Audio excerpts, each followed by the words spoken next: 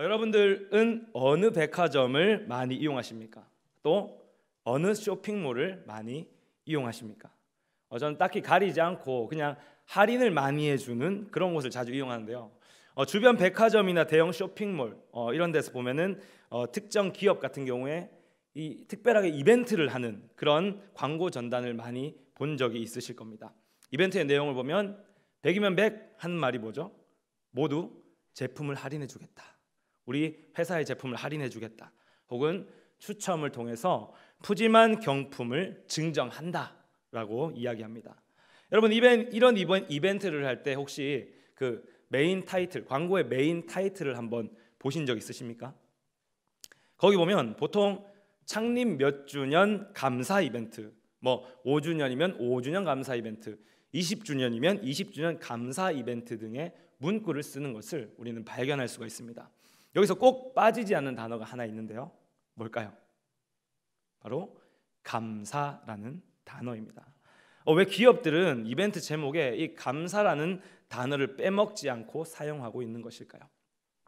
설사 메인 타이틀에 이 감사라는 단어가 빠졌다 할지라도 그 내용을 살펴보면 또 감사라는 그런 것들이 나타나고 있습니다. 왜 그런 것일까요? 그것은 바로 이벤트의 동기가 감사이기 때문입니다. 감사라는 말은 사전적 의미로 고마움을 나타내는 인사죠. 그런 의미에서 기업들이 진행하는 이벤트는 기업이 고객들에게 그동안 제품을 많이 구매해 주셔서 감사합니다라는, 고맙습니다라는 인사라는 것입니다. 본래 기업은 수익을 창출해서 이윤을 남기는 것에 목적을 두고 있죠.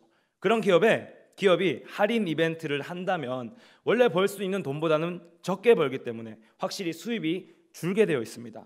또한 경품 이벤트를 진행한다고 이야기를 하죠. 요즘에는 이 경품 이벤트를 할 때 제법 큰 걸 걸게 되면 이 자동차 같은 이런 것들을 걸기도 합니다. 이 카니발 같은 것들이 걸리게 되면 우리 김희성 목사님이 환장하고 달려들 텐데 아무튼 그런 것들이 있는데, 제가 어렸을 때입니다. 어렸을 때 한 대형마트에서 1등에 당첨되면 마티즈를 준다라는 거예요. 저희 집에 차가 없었거든요. 어땠을까요? 기대되는 마음으로 가서 이렇게 경품 당첨이 제발 제발 제발 이러면서 기다리고 있었습니다. 당첨이 됐을까요? 안 됐을까요? 됐을까요? 안 됐을까요? 네, 안 됐습니다. 안 됐으니까 이런 말을 하겠죠. 네, 정말 당첨되기를 바라면서 기다렸는데 안 됐습니다. 물론 그때 그 스릴은 지금도 잊을 수가 없지만 어쨌든 이렇게 경품 행사나 어떤 할인을 진행하면 손해가 발생할 수밖에 없다는 것입니다. 그런데 왜 기업들은 이런 손해가 발생함에도 불구하고 이벤트를 계속해서 진행하는 것일까요? 매년마다 진행하는데 왜 그런 것일까요? 손해가 나도 너무너무 기뻐서 그냥 그렇게 진행하는 것일까요? 아니면 보내준 고객들의 성원에 정말로 너무너무 감사해서 그래서 손해를 감수하고서라도 진행을 하는 것일까요? 이런 말이 맞을 수도 있지만 궁극적으로는 아닙니다. 아니겠죠. 진짜 이유는 이들이 고마움의 표시로 인사를 했을 때, 즉 감사의 마음을 담아서 이벤트를 진행했을 때 나타나는 긍정적인 요소가 있기 때문입니다. 제품의 구매를 망설이고 있는 소비자들이 참 많이 있죠. 그런 사람들에게 이 이벤트 소식은 구매를 촉진시키는 역할을 합니다. 소비자에게 저렴하게 살 기회를 제공하면서 더 큰 수익을 창출해낼 수 있죠. 또 요즘은 기사 한 줄로 이 기업의 이미지가 좌지우지되는 시대지 않습니까? 감사의 의미로 이벤트를 진행한다는 것이 기사화되면 소비자들로부터 이 기업은 고객 친화적이다, 참 고객을 많이 생각한다라는 그런 기업 이미지도 얻을 수 있습니다. 그리고 무엇보다도 중요한 것이 있죠. 기업을 유지하고 발전시키기 위해서 가장 필요한 것, 자신들의 기업을 사랑해주는 고객을 확보할 수 있다는 것입니다. 단골 고객 확보와 더불어 신규 고객 확보도 가능하다는 것이죠. 결과적으로 기업들은 자신이 감사해야 할 이유가 무엇인지 알았습니다. 곧 자신들에게 유익을 주는 대상이 누구인지 분명히 알았다는 것입니다. 그리고 이렇게 감사했을 때 더욱 큰 감사할 일이 생긴다라는 그 원리도 알고 있었다라는 것이죠. 근데 오늘 본문에도 이러한 것들을 아는 한 사람이 등장합니다. 누구일까요? 본문을 읽어보셨지 않습니까? 누구일까요? 믿음의 왕으로 불리는 다윗이죠. 다윗, 이스라엘의 두 번째 왕 다윗입니다. 오늘 시편 138편은 다윗의 시입니다. 표제에 다윗의 시라고 명시가 되어 있죠. 다윗은 여기서 말하기를 내가 전심으로 온 마음 다해 주께 감사한다, 신들 앞에서 주께 찬송한다 라고 그렇게 고백하고 있습니다.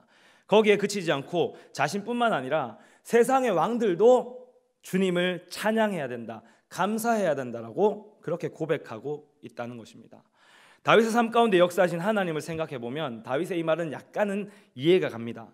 본 시편에서 다윗이 감사를 고백하고 있는 이유, 무엇 때문일까요? 왜 자신뿐만 아니라 자신만 감사하면 되는데 자신뿐만 아니라 세상의 왕들에게도 하나님께 감사해야 한다고 그렇게 주장하고 있는 걸까요? 스스로 말하기는 좀 부자연스럽지만 무슨 이유가 있어서 그런 말을 하는 것 같습니다. 오늘 함께 말씀을 통해서 그 이유에 대해서 한번 살펴보길 소망합니다. 다윗이 하나님께 감사를 고백한 이유, 세상의 왕들에게 감사해야 한다고 주장하는 이유, 그 이유 한번 따라해 볼까요? 다윗은 하나님의 존재를 알았다.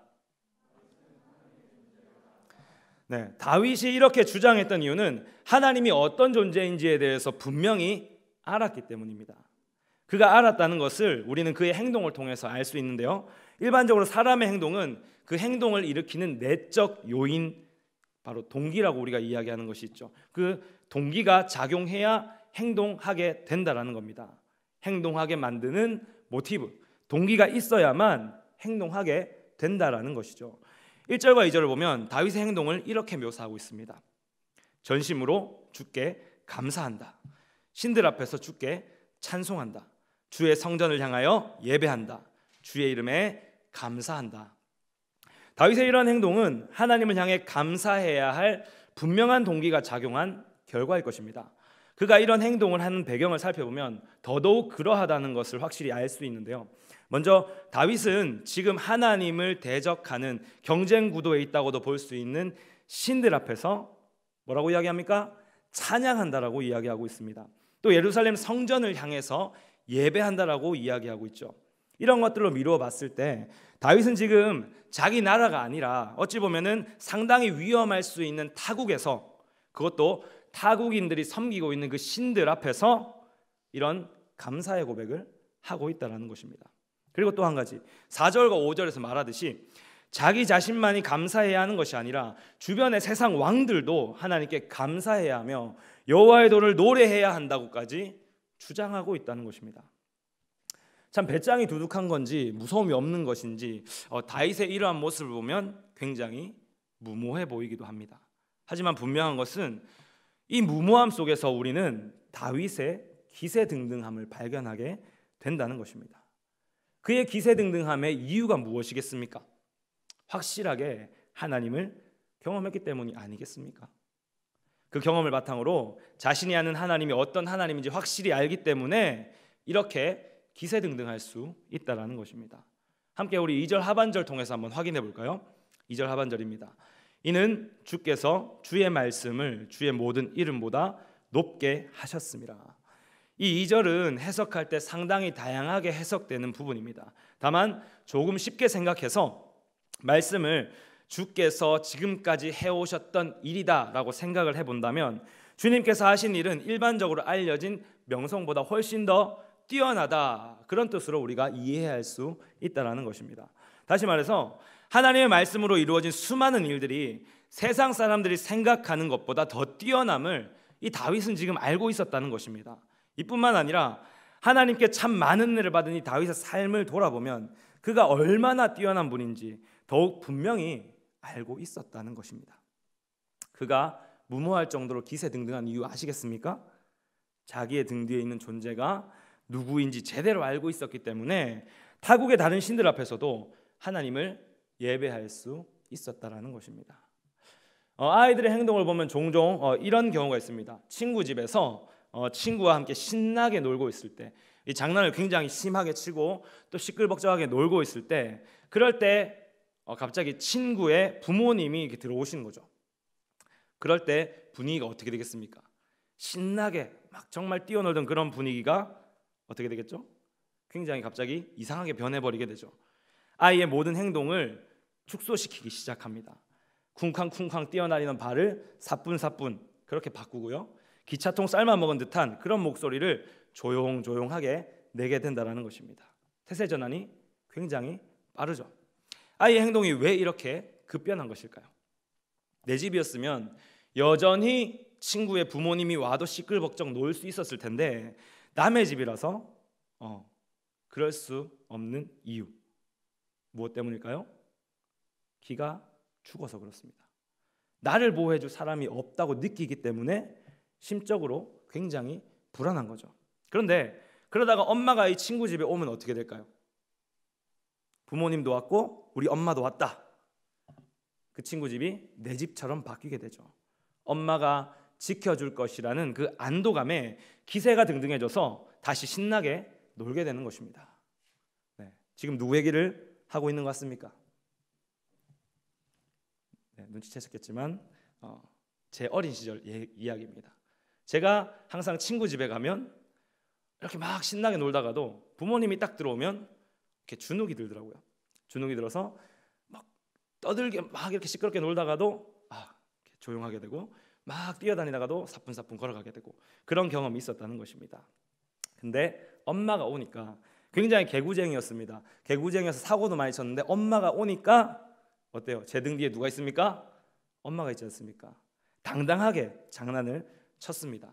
내 뒤에 나를 지켜줄 분이 있으니까. 다윗도 같은 입장이라는 것입니다. 이 세상 그 어느 누구보다도 위대하신 분이 나를 지켜준다 그렇게 생각을 한다면, 내 뒤에 있다고 생각한다면 그만큼 든든한 것도 없기 때문입니다. 그렇다면 그가 그렇게 믿고 알고 있는 하나님, 다윗을 이렇게 기세등등하게 만든 그 하나님은 대체 어떤 하나님일까요? 따라해 봅시다. 살피시는 하나님. 다윗은 인생에서 참 다양한 하나님을 만났을 것입니다. 오늘 본문인 138편에서 하나님을 향해 다윗이 사용하는 표현만 봐도 우리가 금방 알 수 있는데요. 제가 한번 읽어드리겠습니다. 인자하심과 성실하심, 간구할 때에 응답했다. 내 영혼에 힘을 주어 나를 강하게 하셨다. 영광이 크시다. 환난 중에 다닐지라도 나를 살리신다. 오른손이 나를 구원하실 것이다. 나를 위하여 보상하시고 인자하심이 영원하시다 등등등. 하나님을 설명할 때 다윗은 굉장히 다양한 표현을 사용하고 있습니다. 그 중에서도 이것들을 종합했을 때 우리는 무엇보다 6절에 주목할 수밖에 없게 됩니다. 우리 함께 6절을 읽어보면 좋을 것 같은데요. 6절 읽어보겠습니다. 시작. 여호와께서는 높이 계셔도 낮은 자를 굽어 살피시며 멀리서도 교만한 자를 아심이니이다. 살피신다고 말할 때 히브리어는 보다라는 뜻의 동사 라입니다. 이것을 해석하면 눈을 맞대어 보다, 눈을 맞추어 보다라는 표현이 됩니다. 곧 하나님은 다윗과 눈과 눈을 맞추셨고 그의 필요를 알고 있었다라는 것입니다. 다윗이 아는 하나님은 이렇게 살피시는 하나님이었다는 것입니다. 그가 살피셨기에 다윗의 고백처럼 그가 간구하는 날에 응답해 주셨고 연약했을 때에 영혼에 힘을 줘서 강하게 할 수 있었다라는 것입니다. 또 그가 살피시는 하나님이었기에 고난당하고 있는 이 다윗을 구원할 수 있었던 것이겠죠. 그렇게 봤을 때 여기서 다윗이 하나님에 대하여 낮은 자를 굽어 살피시며 라고 말한 것은 그가 이런 하나님을 분명히 경험했기 때문이라는 것입니다. 그가 알고 있는 하나님은 바로 이런 하나님이라는 것이죠. 그럼 다윗만 이런 하나님을 경험했을까요? 성경을 보면 이 살피시는 하나님은 다양한 곳에서 나타납니다. 가장 먼저 이 살피시는 하나님을 만난 존재는 창세기에 등장하는 하갈입니다. 여러분, 하갈이 누군지 아십니까? 아시죠? 마음속으로 대답하지 말고 입으로 대답해 주세요. 아십니까? 네, 감사합니다. 사레의 하녀였다가 아브람의 첩이 된 애굽 여인이 바로 이 하갈이죠. 사레가 아이가 생기지 않자 이 대를 잇기 위해서 자기의 하녀인 이 하갈을 아브라함에게 첩으로 줍니다. 그리고 그 하갈이 임신하자 하갈이 자녀가 없는 여주인 사레를 멸시하죠. 멸시하다가 사레에게 되려 학대를 당하게 되는 일이 벌어집니다. 그 학대를 받다 견디지 못하고 이렇게 도망하게 되는데요. 이때 우리는 학대를 피해 도망하는 이 하갈에게 찾아오신 하나님을 보게 됩니다. 그 하나님은 하갈을 살피셨고 그녀에게 자손의 번성을 약속하시면서 다시 돌아가라 그렇게 이야기해서 이 하갈이 돌아오는 그런 스토리가 있죠. 또 어떻습니까? 이와 같은 일이 한 번 더 반복됩니다. 하갈이 아브라함에게 돌아와서 이스마엘이 자라는 동안 이 사레가 누굴 낳습니까? 이삭을 낳죠. 이삭을 낳아서 이 이삭이 젖을 때는 그날에 큰 잔치를 벌였습니다. 큰 잔치를 벌이는데 목격되는 게 뭐죠? 이스마엘이 이 귀하디 귀한 이삭을 희롱하고 있는 겁니다. 놀리고 있었다라는 거죠. 이 일로 인해서 하갈과 이스마엘은 쫓겨나게 됩니다. 광야에서 물이 떨어져서 어떤 상황까지 일어나면 이 이스마엘이 죽어가는 것을 먼 발치에서 지켜볼 수밖에 없는 그런 상황을 이 하갈이 맞이하게 된다는 것이죠. 그런데 이때 또 누가 나타나죠? 하나님이 나타납니다. 하나님의 사자가 나타나서 이 하갈과 이스마엘을 구원하신다는 것입니다. 하갈은 비록 이방 여인이었지만 구원사적으로 보면 적통이 아니라 비적통이었지만 낮은 자, 연약한 자를 살피시는 하나님으로 말미암아 구원을 얻었다라는 것입니다. 또 사무엘서에서 나오는 한나의 사례도 있죠. 한나는 하갈과는 반대로 첫 번째 부인이었습니다. 레위 사람 엘가나의 정실이었습니다. 그런데 자녀를 오랫동안 갖지 못하는 그런 문제가 있었죠. 그래서 한나는 자녀를 가진 엘가나의 두 번째 부인 이 분인나에게 늘 멸시를 당했었습니다. 그에게 멸시를 당하는 것도 당하는 거지만 그 당시 고대 유대 사회에서 불임은 다른 질병들처럼 늘 이렇게 사회적, 종교적 저주나 이런 재앙의 결과다 그렇게 인식되는 시기였다라는 것입니다. 한나의 고통이 이해가 되십니까? 아마 상상을 초월했을 것입니다. 그런 한나가 의지할 수 있는 유일한 게 누구였을까요? 당연히 하나님이죠. 하나님이잖아요. 그래서 성전에서 울면서 기도하는데 또 이번에는 엘리에게 제사장 엘리가 술에 취했다는 이 오해를 하게 된다는 것입니다. 포도주를 끊으라 그렇게 이야기를 한다는 것이죠. 이런 상황 속에서 하나님은 멸시받는 한나에게 어떻게 하셨습니까? 기도에 응답하시고 사무엘을 선물로 주셨다라는 것입니다. 사무엘상 1장 19절에 보면 여호와께서 그를 생각하신지라 라는 말이 있습니다. 하나님께서 한나를 생각하셨다. 이것은 곧 하나님께서 그녀를 살피셨다, 살피는 사건이었다라는 것을 말하고 있다는 것입니다. 이렇듯 6절에 낮은 자를 굽어 살피시는 하나님, 이것이 바로 다윗이 하는 그런 하나님이었다라는 것입니다. 더 나아가서 6절은 주님이 세상을 통치하는 원리도 잘 보여주고 있습니다. 세상의 신들 그리고 세상의 왕들과는 근본적으로 다른 원리와 방식으로 세상을 통치하고 계시죠. 그 무엇보다도 높은 가장 높은 영광의 하나님이지만 그가 바라보시는 분, 살피시는 대상은 누구입니까? 가장 낮은 연약한 사람들이었다라는 것입니다. 연약한 자들 자신의 은혜로 돌보시죠. 다윗은 또한 이런 원리도 잘 알고 있었던 것입니다. 우리 실제로 한번 다윗이 받은 은혜를 한번 생각해 봅시다. 다윗의 이야기를 여러분들이 아신다면 그가 왕이 되는 것부터 굉장히 신기하다, 참 큰 은혜다 이렇게 생각하실 겁니다. 무려 7명의 형들이 있었는데 그 7명의 형들을 다 제끼고 다윗이 왕이 되었기 때문이죠. 또 다윗과 골리앗의 싸움은 어떻습니까? 어린 다윗이 골리앗과 싸워서 이길 확률이 몇 %였을까요? 상상이 되십니까? 그런데 하나님의 특별한 은혜로 승리하게 되죠. 그런 은혜가 아니었다면 이길 수 없었을 것입니다. 은혜가 가득했다는 것이죠. 뿐만 아니라 이 다윗이 그러한 일들을 해내니까 이 사울 왕의 시기를 받게 되죠. 그 사울 왕의 시기로 말미암아 살해 위협을 받습니다. 그래서 왕에게 쫓기는 어떻게 보면 대역죄인과 같은 그런 신분에 처하기도 되었다라는 것입니다.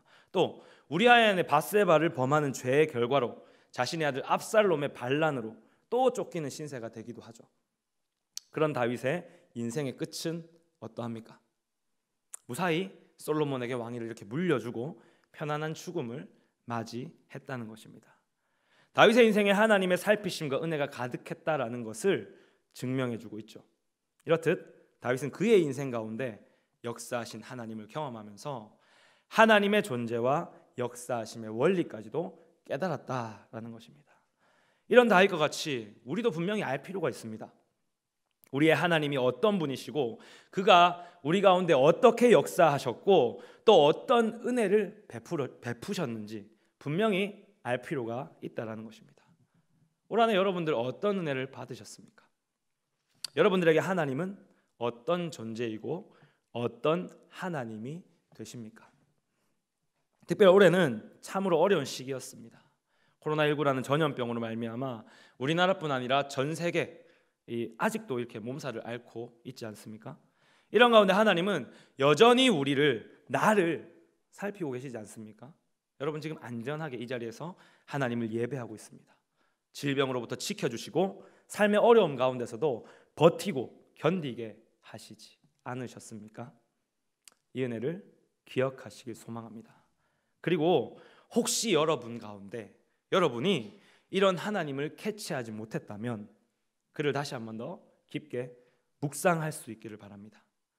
나도 분명히 하나님의 은혜 안에 있는 자이고 날 위한 하나님의 일하심이 이렇게 있는데 그런데 그 은혜를 모르는 자, 그 은혜를 베푸신 하나님을 모르는 자들에게는 더 이상의 은혜가 없을지도 모르겠습니다. 오늘 6절 말씀이 분명히 이야기하고 있지 않습니까? 멀리서도 교만한 자를 아심이니이다. 하나님은 지금도 높은 자리에서 낮은 자를 굽어 살피시고 또 반면 멀리서도 교만한 자를 가려내시고 있습니다. 제가 읽었던 한 책에서 이런 글이 있었습니다. 사회학자들의 분석에 따르면 1950년대 지구촌 사람들에게 필요한 생필품은 72가지가 있었고 절대 필요한 필수품은 18가지가 있었다. 그런데 2000년대를 살고 있는 현대인들에게는 그것이 500가지 이상으로 늘어났고 꼭 필요한 물품도 50가지가 넘는다. 어떻습니까, 여러분? 우리는 분명히 좋은 시대를 살고 있습니다. 좋은 시대를 살고 있는 만큼 우리의 감사 늘어났을까요? 아닌 것 같습니다.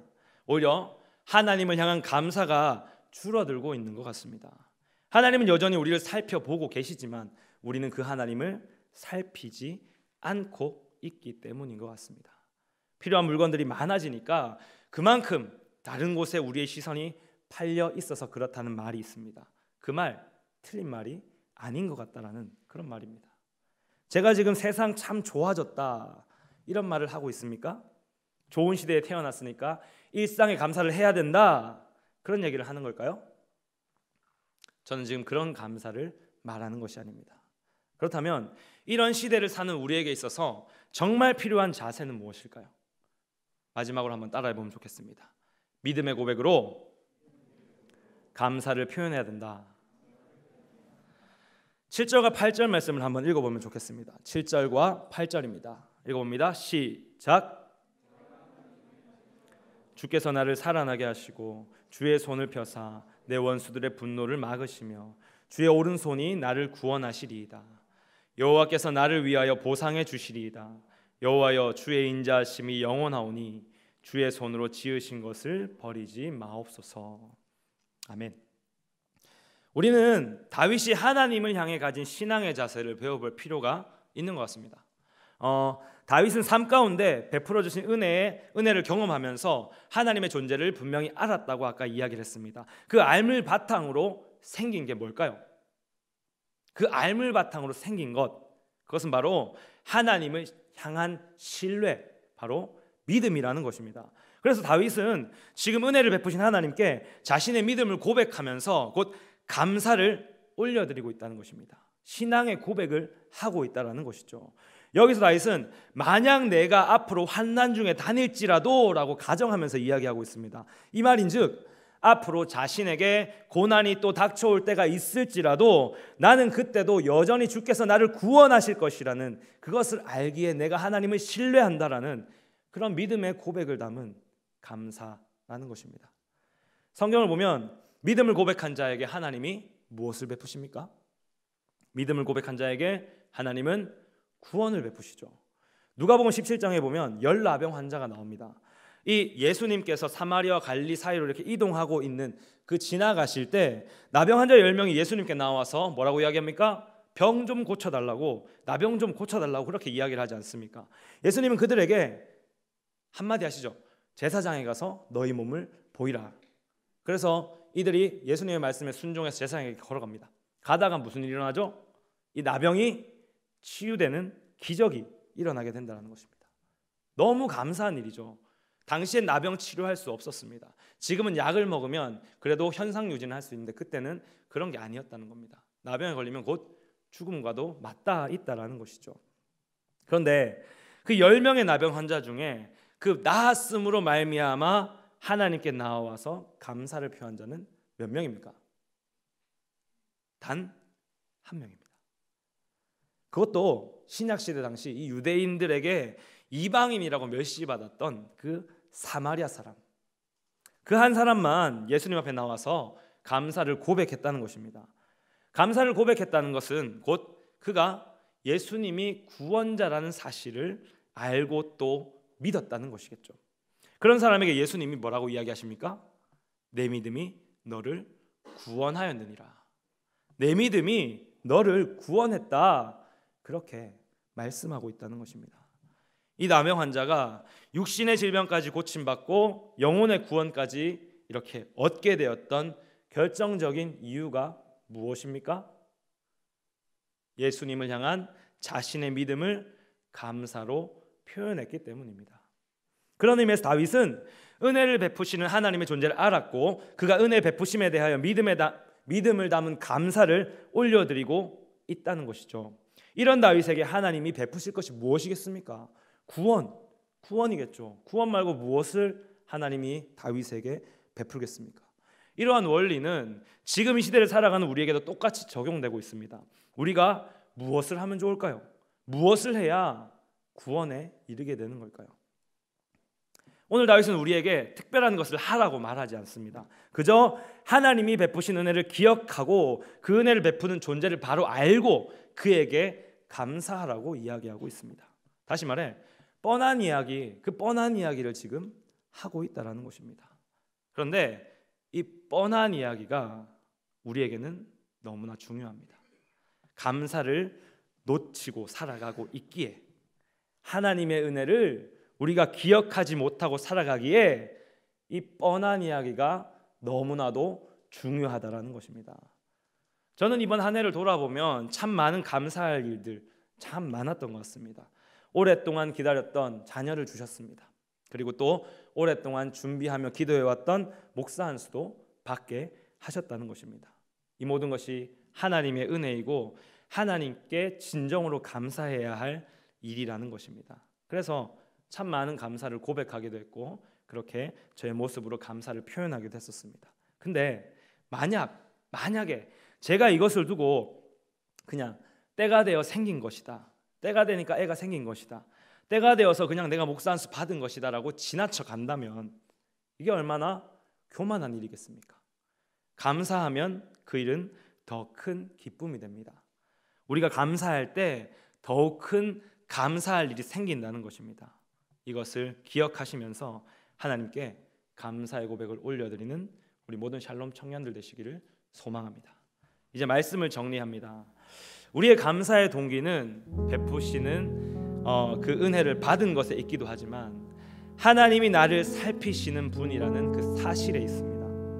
우리는 이런 하나님의 존재를 분명히 알고 있습니다. 알고 있다면 믿음을 담아 하나님 앞에 감사의 고백을 드려야 되는 것 아니겠습니까? 감사의 고백을 드리시기 바랍니다. 국민일보의 한 기사에 따르면 성공하는 사람들이 사용하는 언어의 절반은 칭찬이고 행복하게 사는 사람들이 사용하는 언어의 절반은 감사라고 이야기합니다. 감사가 행복한 생활과 직접 연관되어 있다는 것이죠. 그러면서 이 조건이 충족될 때에만 감사하지 말고 매일매일 일상 속에서 감사라고 그렇게 표현하고 있습니다. 감사를 표현하라고 이야기하고 있다는 것입니다. 왜 그럴까요? 출애굽한 이스라엘 백성들이 광야를 지날 때 하늘에서 만나와 메추라기를 이렇게 내리셔서 그걸 먹으면서 생활을 했습니다. 매일매일의 감사가 그들에게 있었습니까? 없었죠. 오히려 불평이 가득했다는 것입니다. 만나와 메추라기는 그들이 생각하는 그 행복의 조건, 감사의 조건을 충족시키지 못했기 때문이죠. 그런 그들의 생활이 진짜 행복했습니까? 결코 행복하지 않았다는 것입니다. 일상에 감춰진 기적, 숨은 보화를 모두 놓치고 있었기 때문인 것이죠. 사랑하는 샬롬 청년 여러분, 꼭 받은 은혜가 있을 때만 감사하는 것이 아니라 그분이 내 하나님이란 사실에 그저 감사하십시오. 이것을 바로 할 때 우리의 감사는 일상 속에서 우리가 고난 중에 있을지라도 계속될 수 있다는 것입니다. 특별히 오늘 추수감사주일이죠. 한 해 동안 받은 은혜를 기억하시면서 또 추수감사주일의 의미를 되새기시면서 하나님께 드리는 감사의 열매들이 넘쳐나는 오늘 하루, 또 여러분들의 매일의 날 되시기를 주님의 이름으로 축원합니다.